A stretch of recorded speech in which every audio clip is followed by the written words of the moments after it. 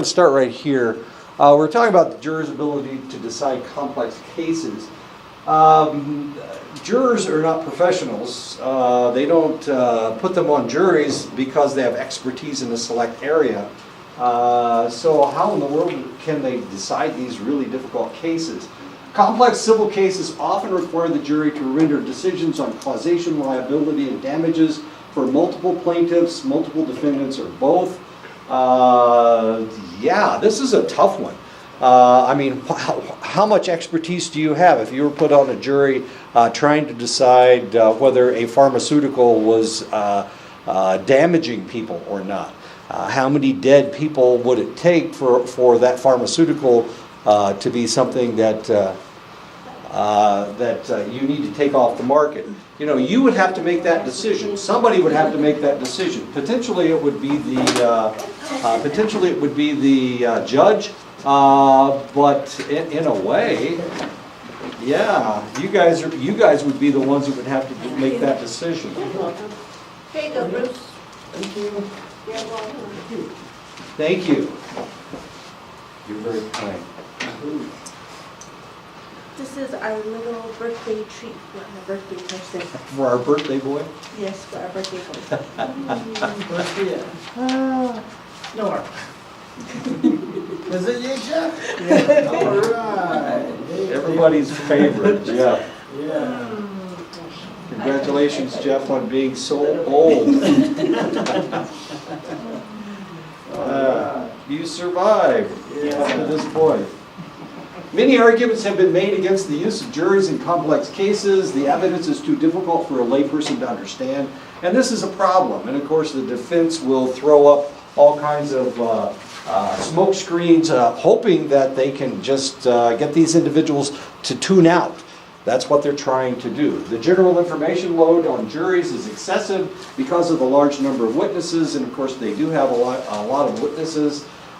In some states they're not allowed to take notes, so they have a large number of witnesses and they need to remember whatever it is that they want to remember about that select witness without writing it down. They also, in most states, they cannot discuss the case until after the case is finished. So they can't even discuss the case between themselves. They have to wait. Whoops, I went the wrong way. Because of voir dire, procedures that result in the exclusion of jurors with some understanding of or interest in the case, less capable jurors are left to decide. And of course, this is, I can't remember why I put this picture in here, cheaper by the dozen too. I don't know, Steve Meyer, I have no idea, I can't remember. Anyway, less capable jurors are left to decide. And this is kind of a problem if you think about it. So the more expertise you have, the less likely that you're going to be acceptable to somebody, to either the defense or the prosecution.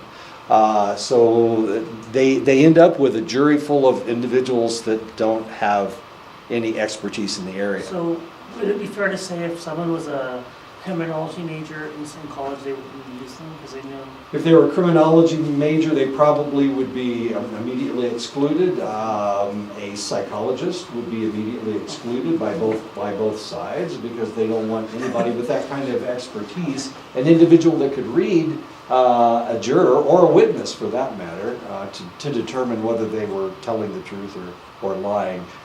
It's one of the things that you learn as a psychologist is to read people. I hope you're learning that. I mean that you, yeah, okay. with all the things that we tell you, all this information that we give you, the reality is that what we're trying to do is teach you to understand people. Once you start understanding people, then you start reading people that we understand that what you say is one thing, but the way you act is something totally different. So you develop the capability of reading people. And of course, they don't want that to happen. They want you to read people on the witness stand. They want you to believe whatever they say because they have primed their witnesses to say a select thing in a select manner. Okay, and theoretically, and of course, if you're a psychologist, you can read right through that. You know that this isn't really what they're thinking or what they're saying, and I still have no idea why I put the lady up there. I don't know. Some jurors are willing and able to attend to the complicated nature of the testimony. Others are overwhelmed from the beginning, and it really all depends. One of the things that we have discovered is that the older the juror, the more likely they will be able to attend to everything that takes place during the jury. It's almost like watching television.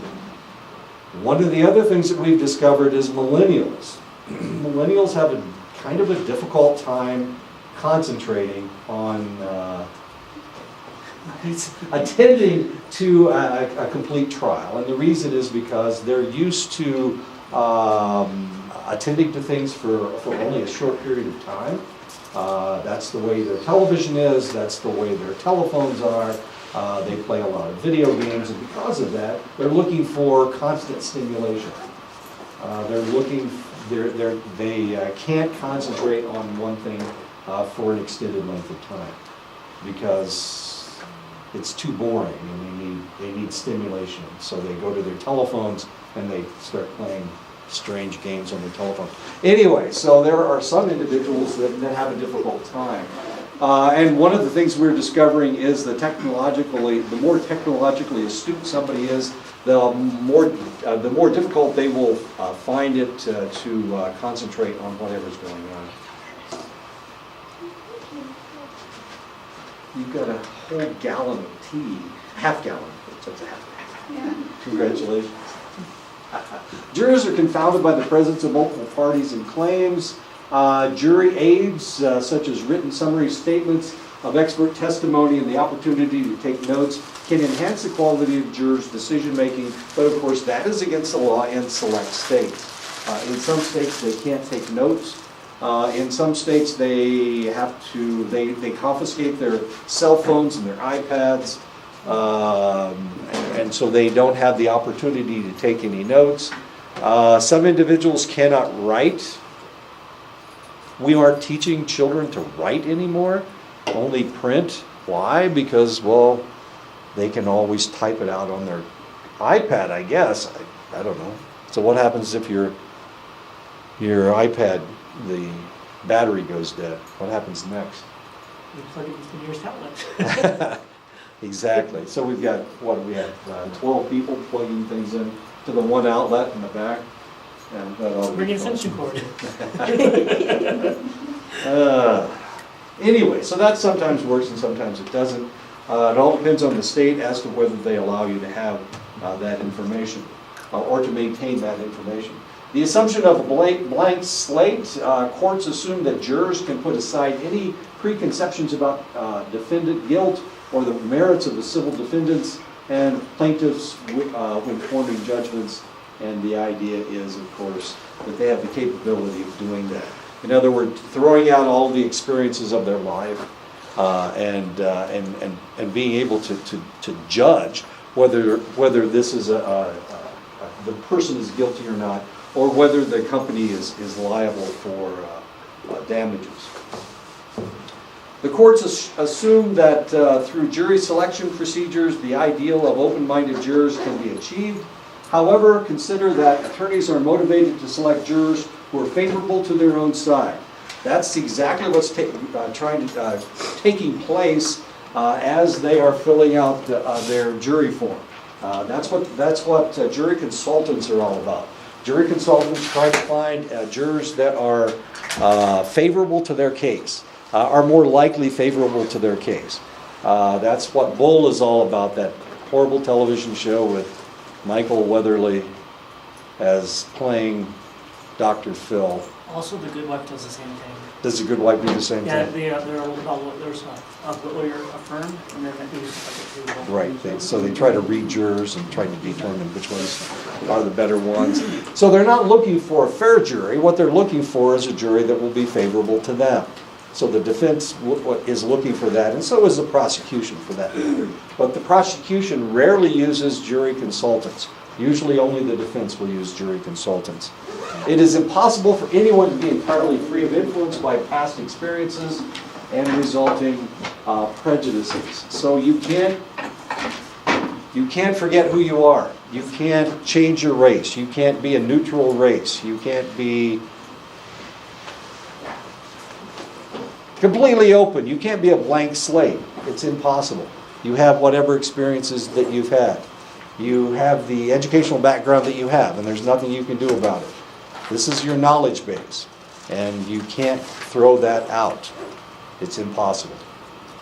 If you watch too much cops on television, then you think that all Hispanic guys with bald heads are bad guys and all African Americans are bad guys, because that's just about all you see on cops is bald-headed Hispanics and African Americans. I don't know.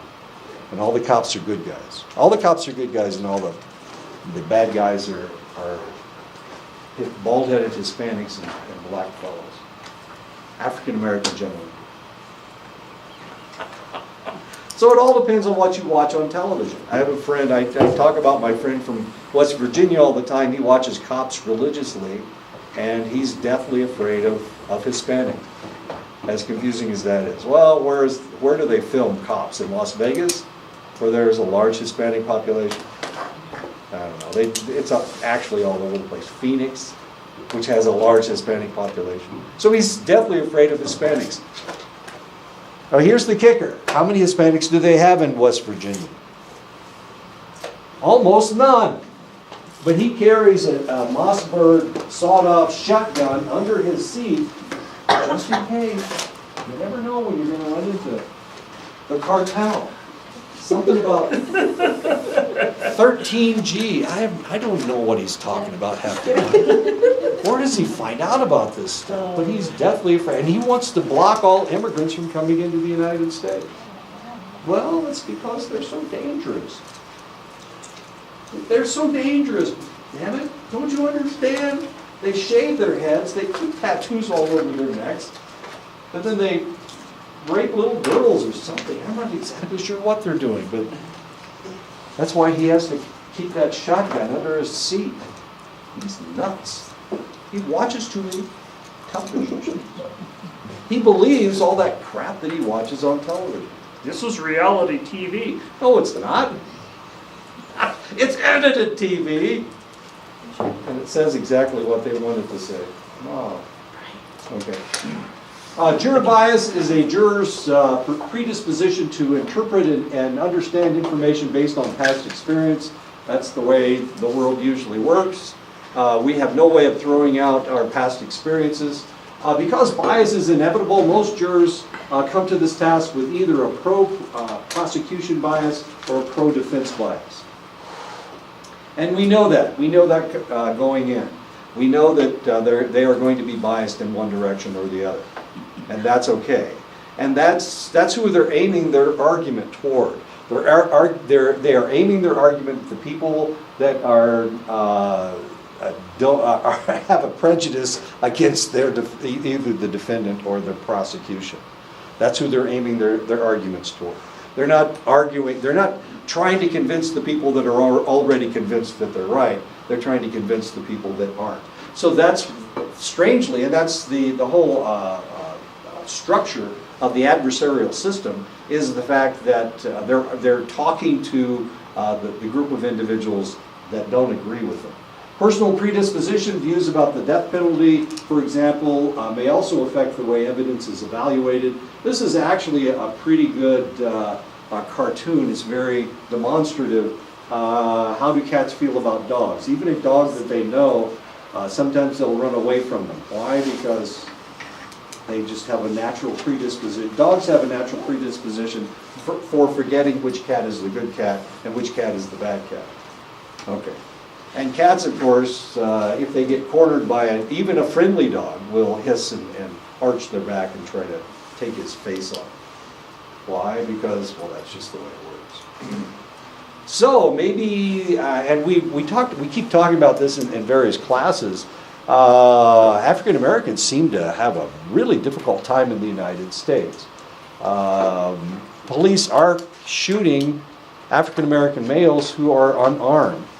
It hasn't happened lately. I can't think of any case lately, but there for a while, like for the last 2 years or so, my goodness gracious, it was happening every week. It's happening in D.C. It happened in Baltimore. They had that guy, and he had a knife, that theoretically was too long, the blade was too long, so they arrested him and put him in shackles in the back of the police van, and then they broke his back. Somehow he fell out of his seat and broke his back. Don't you remember that case? Is that the one they were transporting? They were transporting him, and they couldn't figure out why did it take him half an hour to go, 3 blocks. Yeah, exactly. And so what happened in that case? What happened in the case was they exonerated the police. But why in the world did they shackle him the way that they shackled him so that when he fell, that he broke his back? Anyway, these kinds of things keep happening. Are we talking about prejudice? Are we talking about white people being prejudiced against African Americans? Probably. It's probably the situation. Why are white people so afraid of black people?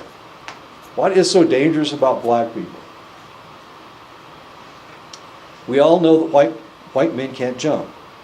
We saw that in the movie. Okay. So is that it? Are they jealous of the leaping ability of African Americans? Is that what's going on? Why do they hate black people so much? The intimidation. I'm sorry? Intimidated.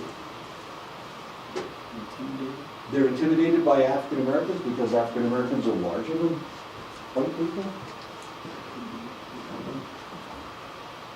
Are you afraid of black people? Are you afraid of white people? Am I scary to you? You noticed how he laughed. Come on, I am kind of scary, aren't I? Very Just a little bit. Maybe not. Maybe it's my smell. Like my smell. Okay, so what's wrong with why are black people and why are white people intimidated or afraid of black? Perception. Perception. What is it? Stereotypes? Because of the movie Boys in the Hood. That came out in '85. They've been lynching black people for like ever. Menace to society because of that. Because of that movie. Yeah. Okay. Boys in the Hood. I saw that movie. Did you? Of course I've seen Boys in the Hood. It's been on HBO for like ever. Of course I've seen it. Yeah, I've seen Boys You're in the not Hood. so scary then. I'm sorry? You're not so scary. Cuba Gooding Jr. is in that movie. So is How about the other one, Colors? Colors. I've seen that movie too. Menace to society. How about that? What you think about that movie? South Central? And, I've seen South Central. So what is it about African Americans that makes them so frightening to white people? What is it about black guys? Are there stereotypes about African Americans that make them frightening people? Aren't they usually associated with gangs or things like that? Well, according to my friend in West Virginia, it's the bald-headed Hispanic guys. So. Okay. Yeah, they are. You're right. Crips and Bloods, of course they are. Okay. Word. So what are you? I'm sorry? So where are you? Why are you scared of black people? Why am I scared of black people? I'm not. I grew up with African Americans, and I have no problem at all with black guys at all. None whatsoever. I'm scared of black women. They're kind of scary. But as far as the black guys are concerned, I have no problem at all. But what is it? Why are they so frightened? Their voice. I'm sorry? Their voice. Their voice is so much richer. Like, that's Darth Vader's voice. It's an African American voice. We all know that. James Earl Jones, it's his voice. So what is it about African Americans? Well, it goes back to slavery, the days of slavery. Well, they created this concept of them being inferior, for one thing, but they also created a concept that they were more animalistic than, they're not as civilized. And of course, they created this myth that they were over-sexual, they were overly sexual. And for that reason, there's a lot of people in the United States, if you ask them, well, who does most of the raping in the United States, they'll tell you that it's African American males that are doing all the raping. But we know what the truth is, don't we? Because we study it in psychology. Who's the most likely to rape somebody? Who's the most likely to rape somebody? If you're in danger of being raped, who is the most dangerous person to you? Somebody that you know, exactly. Now, if you don't know any African Americans, then they're probably the last person in the world that you need to be afraid of as far as rape is concerned. Most white people are raped by other white people, most black people are raped by other black people, most natives are raped by other natives. That's just the way it works, in Hispanics, of course. Not the bald-headed ones, of course. Completely different. Okay, so why do we have this predisposition to dislike African Americans? And it's because of all the strange stereotypes that have come down through the years. The words that we have used to describe them. There was a huge hue and cry. The administration honored the Navajo code talkers. And the president used that as an opportunity to attack one of his enemies by using a racial slur. Is that the one?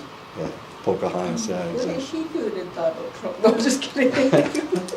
How stupid do you have to be? I don't know. Anyway, everybody's pissed off at it. Well, all the American Indians are pissed off at him, and I understand. It was a racial slur, and he shouldn't have done it. It was dumb. He's attacking a senator from Massachusetts. You know, why in the world do it while he's honoring somebody? Keep your mouth shut, dude. Yeah, exactly. Okay. When jurors are exposed to a new piece of evidence, they evaluate the evidence in a way that is consistent with their current verdict preferences, and this is known as predecisional distortion, rather than an objective fashion. So you can only see things through your own eyes, and you can only see things through your own experience. I can't remember why I put thing 1 up here and not thing 2. I don't remember why I put that up there. But it made sense at the time when I put this lecture together. Thing 1 made a lot of sense.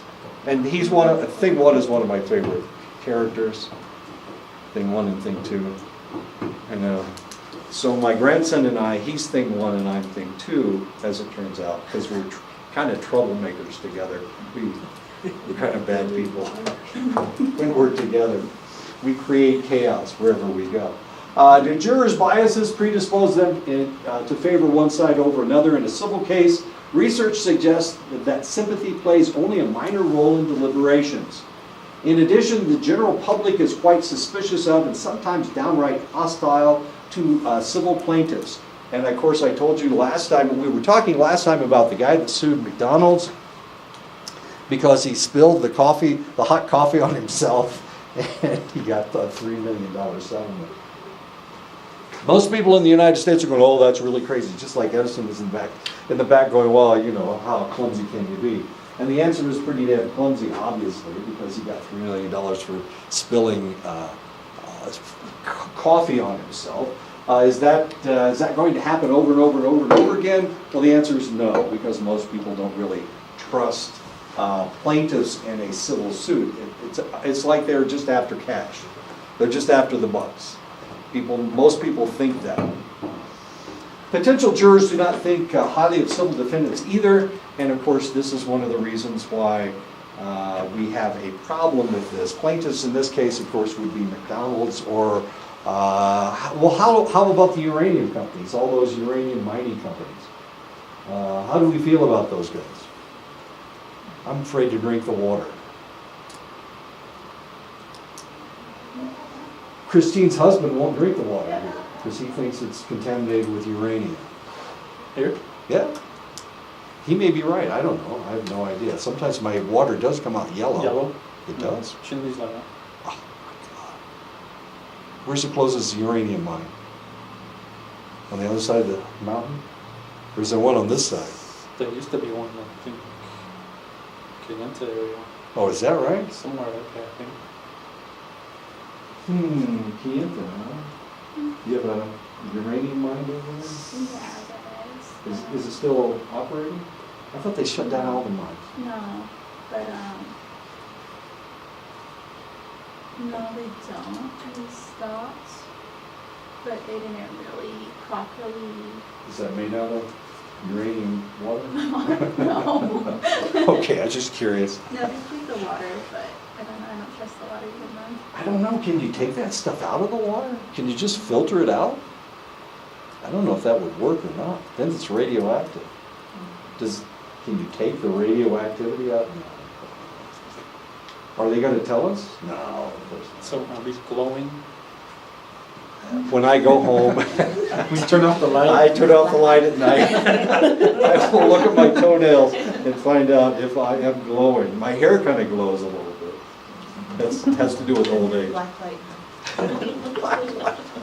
light. Do juries give larger awards when a defendant is wealthy?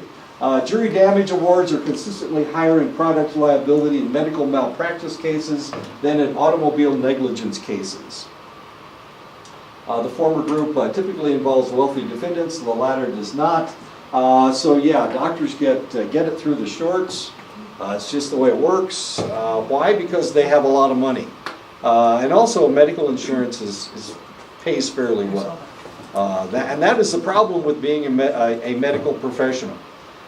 If you decide to go out on your own and become a counselor, one of the things you're going to have to buy is insurance, a liability insurance. And it's expensive, so that's just a warning and a hint. A lot of individuals will only work for organizations because then the organization will pay the liability insurance. But it's expensive. Doctors, if I wander down to Gallup with a backache and I go see a doctor, that doctor's got lots and lots of insurance. They have to have it. They can't function without it. So that's just the way it works. Large companies, a lot of times large companies have, see, how can I explain this? They make a lot of money and therefore they have a lot of liability insurance. Why? Because people try to sue them from time to time. I've told you that I'm not sensitive to opiates. Okay, so OxyContin doesn't work on me, hydrocodone doesn't work, morphine doesn't work. But if I went to the hospital and they gave me a shot of something, an opiate of some kind or another, and it didn't work on me, then potentially I could sue the hospital. I wouldn't because I worked in medicine for too long to do that. But potentially I could sue them because it doesn't work. They gave me a medication that doesn't work. And about 5% of the population has that problem. If I take ibuprofen, most people most of you guys take ibuprofen, right? I mean, it's a good painkiller, right? Tylenol, ibuprofen is something totally different. Okay, so you take ibuprofen. Everybody take ibuprofen? I can't take ibuprofen because it makes me depressed. I know. You want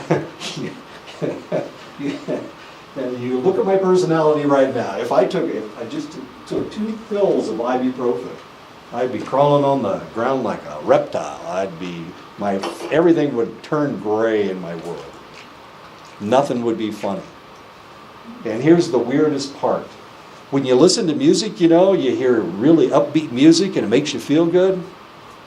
I listen to music and the notes are it's like somebody hitting a metal bar on something. All those, every single note. It's just the most bizarre thing in the world. Music changes if I take ibuprofen. I get so depressed. It's really kind of strange. So I don't take ibuprofen, obviously. I don't take ibuprofen. I don't want to be depressed. Nothing hurts worse than being depressed. It really is painful. And I can induce that in myself just by taking ibuprofen. Now most of you guys can take it without any problem whatsoever. And it maybe makes you feel better. My son, we used to give him aspirin when he was a kid, and he would get hyper, and he'd go bouncing off the walls. It's like giving him speed. The kid's bouncing off the walls. It was kind of cool. Anyway, but if I take ibuprofen, I get depressed. About 5% of the population. So if you know somebody who you give them a painkiller and they take it and they get depressed, tell them to stop taking that painkiller, whatever it is, especially ibuprofen. So if you read the PDR, PDR has to do with all the medications that you can take. That is one of the side effects of ibuprofen, and it only affects about 5 to 10% of the population. Is that why they say if you take ibuprofen and you get asthma, you shouldn't take it? Yeah, if you have a side effect from the medication, stop taking it. The reality is we all have different biochemistry. It's obvious, and since, yeah, I'm just a really good example of I can't take out opiates and I can't take ibuprofen. Most people are going to the doctor. Give me some drugs, dude. Come on. I want some Oxycontin, man. Come on. And if I take Oxycontin, like nothing happens. Once upon a time, I had knee surgery, orthoscopic knee surgery.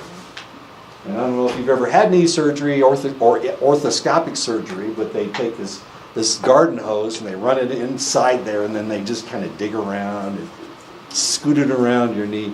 Anyway, they did that to me, and then they gave me hydrocodone to go home with. And I'll tell you what, they cut like 3 chunks of meniscus out, and they clipped my ACL. And I know, so I've got all this raw stuff inside my knee, and they gave me hydrocodone, and I took it like an idiot. I'm not real bright. I think doctors know what they're talking about sometimes. It didn't touch the pain. I was in so much pain that night because everything was raw inside my knee. They carved out 3 chunks of meniscus. Does that sound jolly? No. So they give me this painkiller that doesn't work. Anyway, so I know it doesn't work. All right. So how did you get rid of the pain? I waited 8 hours because I didn't want to overdose myself, and I took extra strength Tylenol. It was gone. I know, it was a miracle. It's a Christmas miracle. Except it was the middle of July, so whatever. Okay.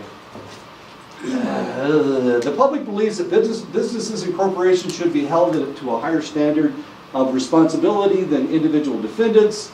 Any inflation of awards against corporate defendants is apparently related to their status as a corporation and not to their wealth. If you've ever seen the movie Idiocracy, which is one of my favorite movies, I really like that movie. Anyway, one of the things that happens is that he starts watering the plants with water instead of Brondo, and Brondo's stock go to 0. Okay. So just because he's using water instead of Brondo to water the crops, the economy collapses. Interesting idea. But the reality is that potentially that can happen. I'm listening to a movie, or I'm listening to a book right now. Wait a minute, what's the book? The book is about, it's about an Indian casino in Florida. So one of the things that is happening is that there is a group that's trying to close the casino down, but the Indians are making so much money from it. They get $5,000 a month dividend check from the casino, which it makes everybody happy. So if this suit is successfthere, they win and they close the casino, but then all of a sudden all those $5,000 checks go away. And so there are good things and bad things about closing the casino. The casino is being run by hoods, by the mafia, by a mafia. It's not the mafia, it's a mafia. Anyway, so there are a lot of individuals that don't want that casino to go away because otherwise they have to go to work. They don't have any food. They can't buy a new car, that kind of stuff. Really fascinating book. I know. Okay, so corporations. So sometimes if you sue somebody, then a lot of people lose their jobs. If you guys sued Dene College, then I'd lose my job. I wouldn't have any place to work. They'd close the college down. You sued them for $1 million. They barely have that much money. So I would lose my job, and I would be really upset. I'll tell you, I'd be really upset. You guys sued the college and we lost.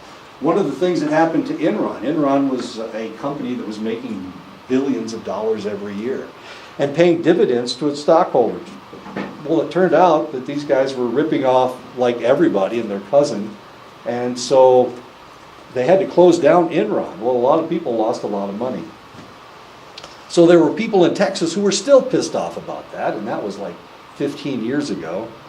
No, it was longer than, yeah, it was 15 years ago, about 15 years ago. They closed down Enron. They're still upset about it because they're not making any money. So, you know, these things are you've got to balance everything.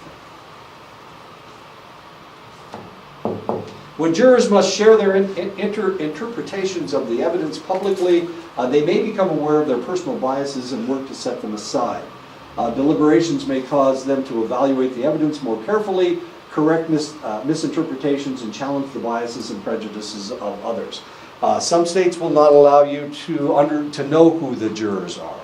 And that's probably a really good idea, because otherwise bad guys can get to them and kill them, potentially kill them, punish them for making the wrong decision.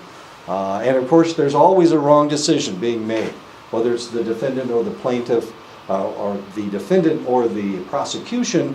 Somebody's going to lose. This is a 50-50 situation. There are no ties in law. You either win or lose.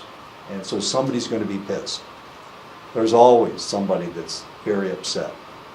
Right? Can you think of a time where... I was thinking of like plead no contest, but like that doesn't really work in the situation. No contest? Yeah, isn't that like the middle ground? No, because the person, if it's no contest, then they've admitted that they were guilty. Okay. Okay.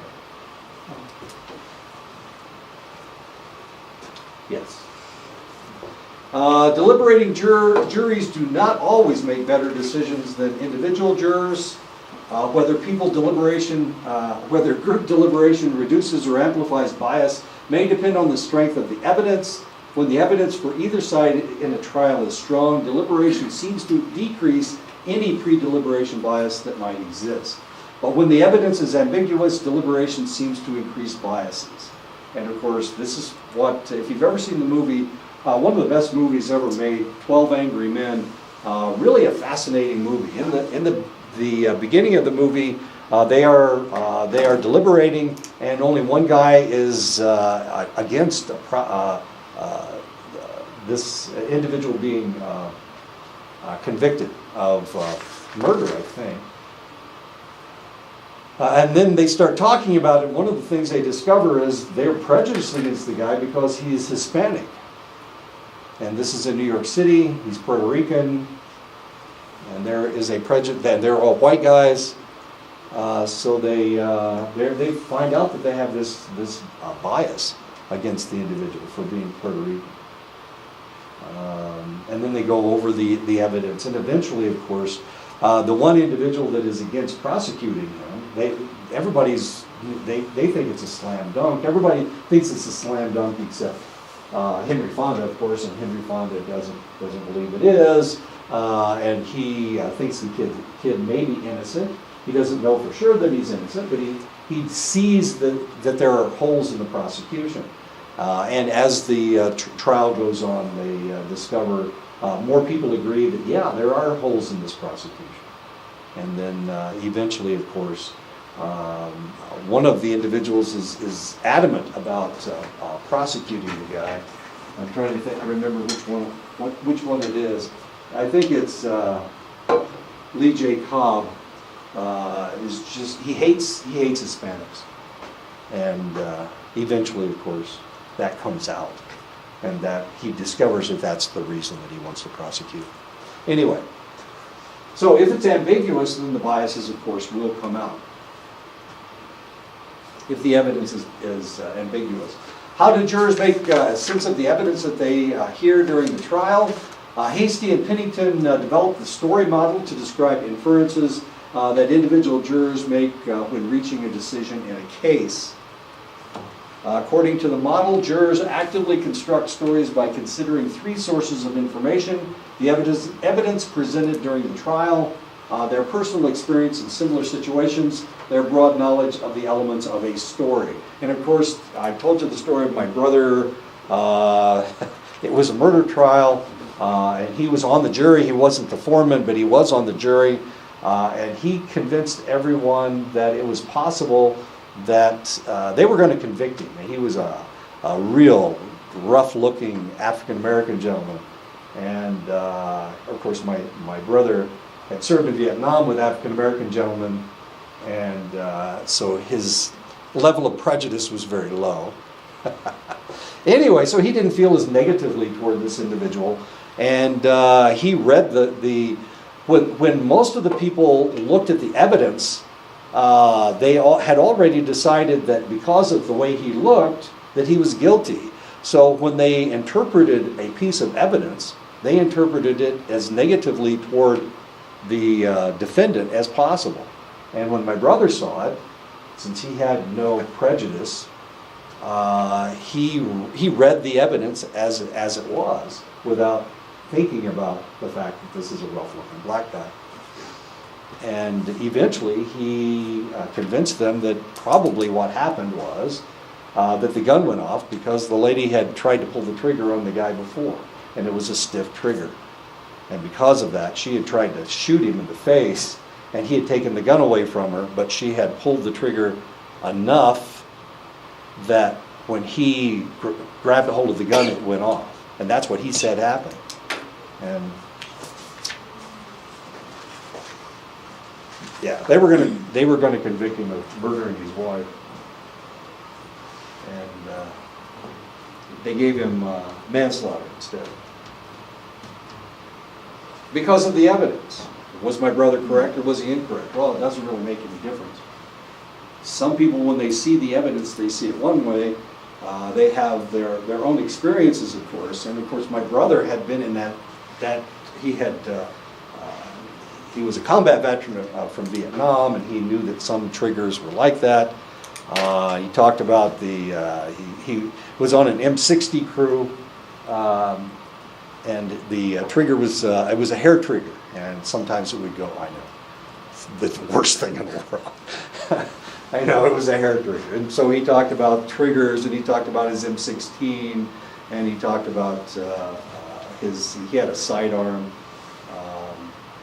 he had a pistol 45, and he talked about that trigger and how triggers are different, and sometimes they half fire, they don't really misfire, but you pull the trigger and it's such a stiff trigger that you have to pull it way back, and you can pull it halfway, and well, if you've ever fired a gun like that, you know what I'm talking about. Anyway, that's what my brother did. He convinced them that possibly the guy was correct. Why wasn't his story correct? Why was the story that the police made up? I mean, nobody was there except the woman, and she was dead. So why in the world did the police story have to be the one that they believed, or the prosecution came up with? After jurors learned about the verdict options in the case, they mapped their story onto the verdict options, and they determined which verdict fits best with their constructed story. And of course, if we're dealing with prejudices, as in 12 Angry Men, or as in the case of my brother at the murder trial, then potentially we are constructing a story around our prejudices, our preconceived notions about select individuals. Some reforms have been uncontroversial, listing witnesses and summarizing their testimony in longer, complex cases, giving pre-instructions or interim instructions during the lengthy trial, allowing jurors to take notes, designating alternate jurors only after the trial is completed, and of course, one of the things that that some states do, they will have alternate jurors. So they will sit 15 people, and then as they are deliberating, if they have some select individuals that cannot make a decision, then they will replace those jurors with one of the alternate jurors. So as to, and it all depends on the state that you're dealing with. A lot of times you'll get a hung jury, and if you get a hung jury, what happens? Well, you have to try the case again. And these states, it's too expensive. It's too ridiculously expensive. So what they will do, they will have these alternate jurors, and they will replace jurors that cannot make up their mind with these alternate jurors. If somebody can't make up their mind, then that's a hung jury automatically. And of course, now we have to try the case again. It costs all that much more money. It takes so much more time. So they'll use these alternate jurors to replace the jurors that cannot make up their mind. Some reforms have been uncontroversial, providing a written copy of the judge's instructions for each juror, allowing jurors to examine the demonstrative evidence during their deliberations. And of course, in some states you can't go over the evidence. All you can do is talk about it. You can't read it. You can't look at the weapons. You can't, that kind of stuff. In the case of Indiana, my brother brought the weapon back into the deliberation chamber, into the jury chamber, and everybody pulled the trigger to find out how stiff the trigger was. And he had predicted that the trigger would be very stiff, and as it turned out, that's exactly what happened. It was a relatively cheap weapon, hadn't been fired very much, and the trigger was very stiff. It is actually her gun, and she had pulled it on him and chased him through the house. She had stabbed him a bunch of times with a butcher knife. She had the gun in one hand and the butcher knife in the other hand. He took the gun away from her, and when he tried to aim it toward her, the gun went off, and she still had the butcher knife, of course. And she cut him up all over the place. Really kind of fascinating. Anyway. Not important. The guy, he's still in jail, though, by the way. They put him, it was involuntary manslaughter, and they put him in jail for, 5 years or something. Anyway. Two reforms have been more radical, allowing jurors to pose questions to witnesses. Questions are screened by the judge, who decides whether they are appropriate. I've never seen this in any case. Where they allow the jurors to question the witnesses, but this is legal in select states. Jurors' questions about their opportunity to submit written questions have been strongly supportive of this innovation. A lot of times they wink out during the case because some of the evidence is fairly boring and it's repetitive, and for that reason, of course, they're just kind of sliding through the case. But when they're allowed to ask questions themselves, it keeps them more alert as far as the trial is concerned. Allowing jurors to discuss the evidence in the midst of a trial. In theory, mid-trial discussions can improve comprehension by permitting jurors to sift through and organize the evidence into a coherent framework over the course of the trial. This does make a whole lot of sense if you think about it. But there are some states where they cannot do this. They cannot even talk about the case with each other during the trial. So they not only are not supposed to go over it with other people, but they're not even supposed to go over the evidence themselves. It improves the recollection of evidence and testimony by emphasizing and clarifying points made during the trial. It promotes greater cohesion among jurors, thereby reducing the time needed for deliberation because they have already discussed what's going on. Not only that, but they also this also gives them the opportunity to see what kind of prejudices people have, other jurors have. And because of that, they can think of a way of defending. Sometimes it takes people a little bit of time to argue with things. This is the problem that I have. Somebody will come in and yell at me and shake their finger, and after they leave, I come up with a really good reply. Well, if they're like me and they think as slowly as I do, unfortunately, if they think as slowly as I do, then of course they can think of arguments with the jurors that have select prejudices or whatever. Not everybody thinks very rapidly on their feet, and I am one of them.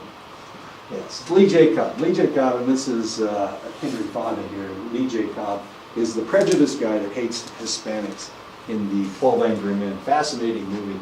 There are several potential drawbacks to having jury discussions during trial. There is a possibility that jury discussions may facilitate the formation or expression of premature judgments about the evidence. And of course, they're not supposed to come up with decisions, they're just supposed to discuss what evidence there is. It diminishes the quality of the deliberations as jurors become more familiar with each other's views. It produces more interpersonal conflicts prior to formal deliberations. So it allows the jurors to pair up, to pal up with the individuals that agree with them. As we know from social psychology, an individual that agrees with you, you feel more positively toward that individual than somebody that disagrees with you. You suddenly become their enemy. And that's just the way social psychology works. Sorry about that.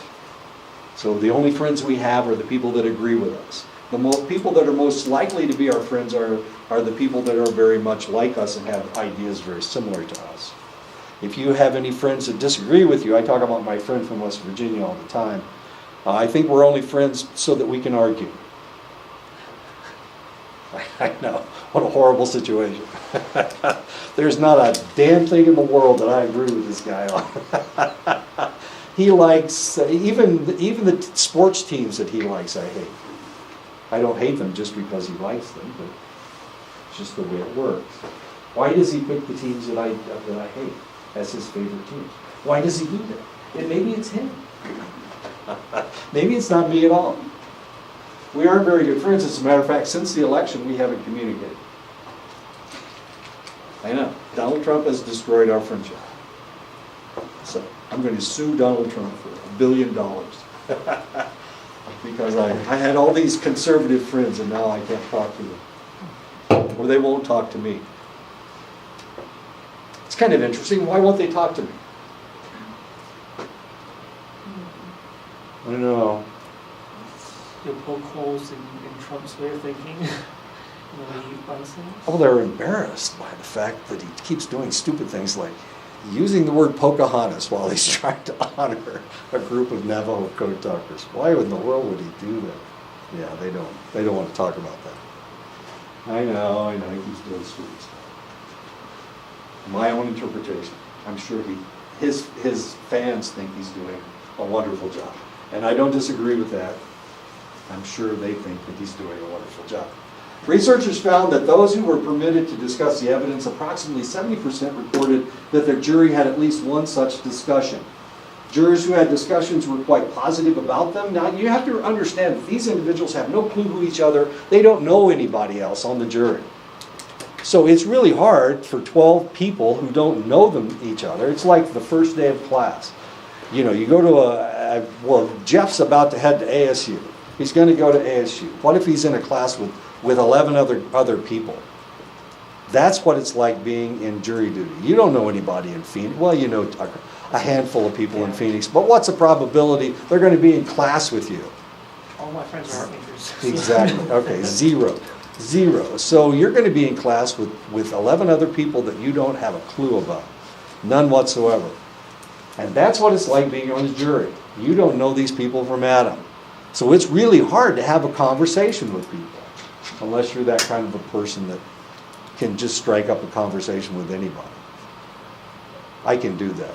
I'll do that I'll go to, not Walmart. Oh my God. People try to kill me in Walmart. They try to run over me in Walmart. I don't know why. There's something about me in Walmart. I haven't quite figured that one out yet. But I can talk to just about anybody. But most people can't do that. When they stand in line and there's somebody in front of them that they don't know, they're not going to say anything to them. Right? Are you? Are you going to talk to the guy in front? You are? Okay, Brian and I are those kind of people that can talk to people that we don't know. Okay, but not most people don't. My wife, it embarrasses my wife. She hates it when I just strike up a conversation with the guy in front of me or the guy behind me.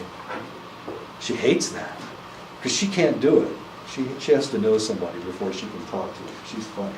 But that's the way juries are, of course. So all these individuals are just kind of in there, and they don't know each other, and now they have to have discussions and decide whether somebody's a murderer or not. My brother is a recluse. My brother, and he was able to not manipulate the jury. He didn't manipulate the jury, he was able to convince the jury. These were 11 people that he had didn't know him from anybody. And my brother, he's a Vietnam vet, and he's got the longest hair you ever saw. He's got a beard now, but he didn't have a beard then. But he had this long gray hair, and it was in a ponytail. He looked like something out of that crazy Duck television show, Duck Dynasty. You know, all those goofy guys off of Duck Dynasty. So, you know, he looks like some kind of a retarded backwoods redneck idiot. But he was able to convince these people, mainly because he was convinced that they were prejudiced against these individuals. And some of the individuals on the jury were black, and they were still going to convict the guy without even with really not very solid evidence. Anyway, they said the trial evidence was remembered very accurately during these discussions. That discussions helped them understand the evidence in the case, and that all jurors' points of view were considered. And that was in about 70% of the cases. Juries don't always get it right. On occasion, they are overwhelmed by the volume of evidence, misunderstanding the instructions, and they use evidence inappropriately. Biases and prejudices can color their judgments, but psychologists find little support for the claims that charge juries with poor and irresponsible performance. My name is Bill, and I'm forgetful. Hi, Carl. Oh, just a hoot. Okay, what time is it? Can we stop? Do we have to stop now, or can we keep going? You can keep talking. Okay, I can keep going. Okay, thanks. You're a pal.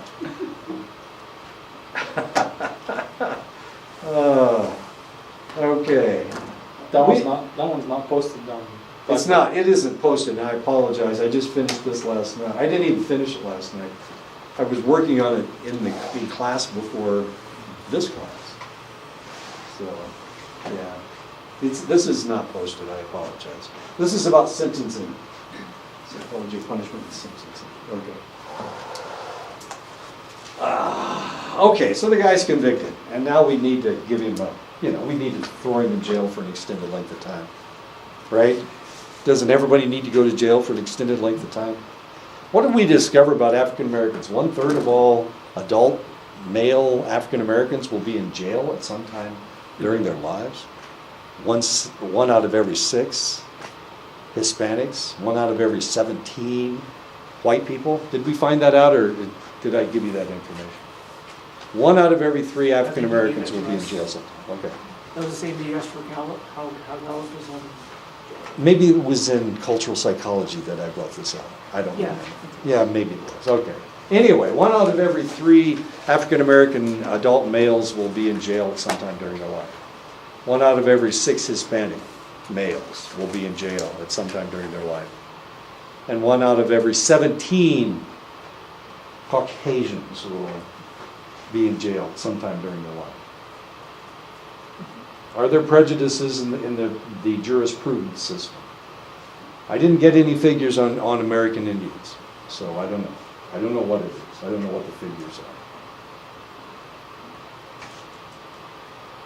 But most of the people in jail in Montana are natives, as confusing as that is. They're natives. So I don't know what that means. So are there prejudices? Well, obviously there are. If there are prejudices against natives, are there prejudices against Hispanics? Are there prejudices against African Americans? Are there prejudices for white people? So they're more likely to get probation, they're more likely to get parole, they're more likely to get all the positive things will happen to them because they're white. We like people that look like us. That's just the way it works. We do. We like people that look like us. So we're more likely, just like, as in the case with my brother and that juror, and that African American gentleman, he found that people disliked the guy just because he was black and he looked rough. He was a rough-looking guy. My brother said, you know, he had pock marks on his face. He'd had acne when he was a child. And it made him look really tough. And he was very dark complexion. He was darker. And one of the things we know is the darker you are, if you're African American, the darker you are, the more likely you're going to be convicted. The lighter complexioned you are, the less likely you're going to be convicted. The prettier you are, the more likely you're going to get off. You don't see a lot of really attractive women in jail. It just doesn't happen. Ted Bundy almost got off because he was such a pretty guy. As stupid as all that sounds. The purpose of a sentence depends on the nature of the crime, characteristics and experiences of the offender, the temperament of the judge, and in some cases, public sentiment. Some horrible things have happened on the reservation. There was a guy that raped and murdered the 12-year-old someplace around here. And they just, his trial was like last year, right? People were really upset about that. Really upset. Okay, public sentiment. And sometimes that can change the decision that is made by the judge. Public sentiment. If the guy had lived, well, the guy who, wait a minute, somebody who just shot somebody has lived.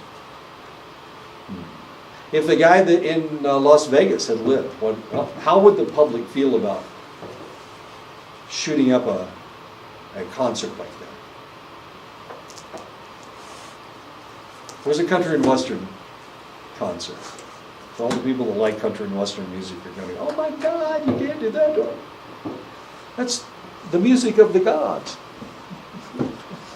Is it? Isn't it the music of the gods? I just made that up. I have no idea what the music of the gods sounds like. I thought it was rap music, so I'm so confused. Judges have considerable discretion in the sentences they impose, and significant sentencing disparities are a result. Some judges are hanging judges, some judges aren't. When my daughter went to trial, they actually didn't go to trial, but her judge was female. And they felt very positively because the judge was female.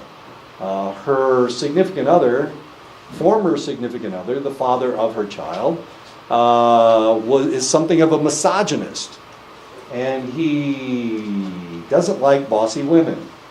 This isn't going to work in a trial if the judge is a female. And actually, when they were in front of the judge, he was insulting the judge, which is the dumbest thing in the world that you can possibly do. He was acting in a misogynistic fashion. I know, how stupid do you have to be? But he's a pretty guy, so he thought he could get away with it. And he's tall. He's like 6'4". A handsome, good-looking. A handsome, good-looking, that's a redundancy, isn't it? A handsome, tall, handsome and good-looking at the same time. Anyway, he thought he could get away with it, and he didn't. It was kind of like flirting with her. It was, I don't know. It didn't work. It didn't work for a couple different reasons. At the end of 2009, about 3.2% of the population, 1 in 32 adults, was incarcerated or on probation or on parole. That's all adults. That's females and males. 3.2% of the population is part of the criminal justice system. They're either in jail, they're on probation, or they're on parole. 3.2%. I wonder what it is on the reservation. Just curious. I wonder how many people are part of the criminal justice system on the reservation. Racial disparities plague, here it is. This is where it is. I'm sorry. Okay, I'm going to give you the same information I just gave you. Racial disparities plague the criminal justice system. It is predicted that 1 out of every 3 African American boys born today will spend some time in prison, as will 1 of 6 Latino males and 1 in 17 white males. Although crime rates among females are much lower, racial disparities are still apparent as far as females are concerned. I'm sorry, I thought I gave you this information prior. but evidently I just found it. There you go. And this is what it looks like for blacks, whites, and Hispanics. As you can see, whites are less likely to go to jail, are less likely to be part of the criminal justice system. Is it because whites are such good people? No, If they're such good people, why do they keep shooting people? Why do they keep going into places and killing like everybody in the room? Why do they keep doing that? because they're scared. Because it's fun. Scared. They're scared of black people, so they're going to shoot everybody. That guy shot up the church, and he knew all those people. He had been a member of that congregation, and he shot the church up. And he's a white guy.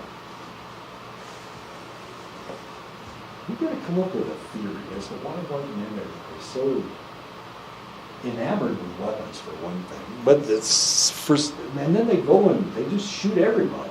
The guy in Walmart was a white guy up in Colorado. Was a white guy. Killed 3 people, shot 9, I guess. What's going on? An old white guy. Well, the guy up in Las Vegas was an old white guy. It's scaring me because I'm an old white guy. It's a good thing I can't shoot. Actually, I'm a pretty good shot. But I tried to look up what you're asking and I couldn't find anything. what? The sentencing within the population population. On the reservation. It's different on the reservation because the reservation, of course, you'd go to federal court. You'd be arrested and put in federal prison. Yeah, I couldn't. And federal prisons don't have parole. Oh, so if you get arrested on the reservation and you get convicted and thrown in jail, if they give you, 12 years, you're going to serve 12 years. There is no parole for good behavior, not out of federal prison. Psychologists have identified at least 7 different goals of punishment. General deterrence, the punishment of an offender is assumed to discourage other potential lawbreakers. Individual deterrence, punishment of the offender is presumed to keep that person from committing another crime in the future.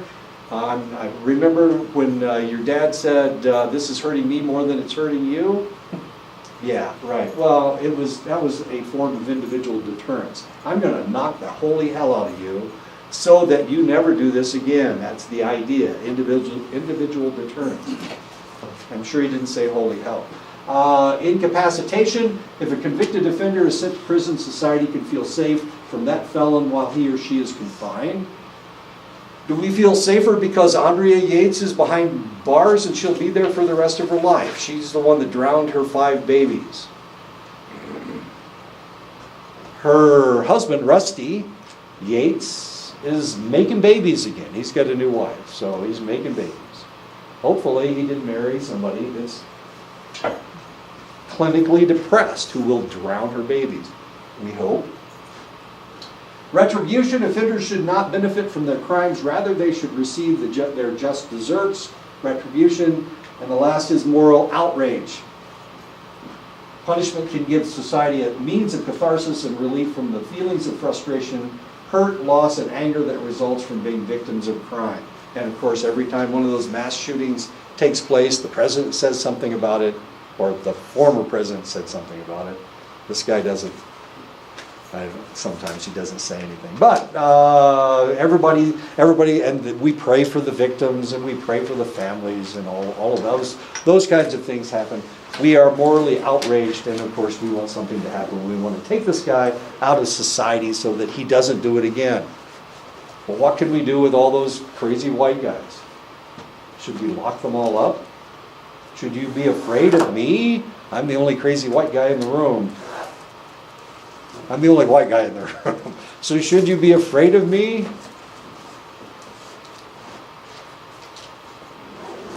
Yeah, this is the back going, yes, of course. Okay. I am kind of scary. See, I told you I was scary. 6, rehabilitation. The hope that offenders will recognize the error of their ways and develop new skills, values, and lifestyles.